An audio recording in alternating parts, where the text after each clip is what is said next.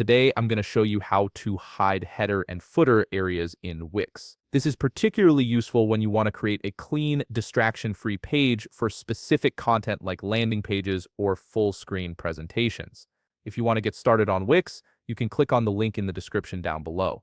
Let's walk through this step by step. First, you'll need to go to the Wix website and log in to your Wix account. Once you're logged in and viewing your Wix dashboard, look at the left navigation menu. Here, you'll find an option called Site and Mobile App. Click on it, and a drop-down selection will appear. From this menu, click on Website.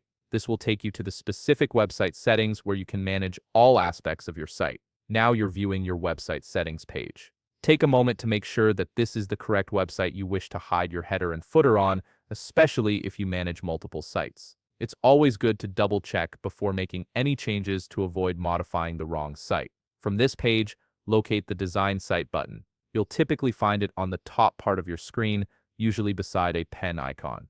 This button is your gateway to the visual editor where you can make design changes to your site. Go ahead and click on it. You'll now be directed to the Wix website editor screen. This is where the magic happens. Move your cursor to the top part of your screen where your header is located. When you hover over the header section, you'll notice a three-dot icon, also known as the More Actions button. Click on it, and an expanded menu will appear with various options for managing your header. From the expanded options that appear, simply click on Hide Header and Footer. This action will immediately hide both the header and footer sections from your page, giving you that clean, streamlined look you're after. And that's it. You've successfully hidden the header and footer areas on your Wix site, creating a more focused viewing experience for your visitors. If you found this video helpful, please leave a like, subscribe, and see you in the next video.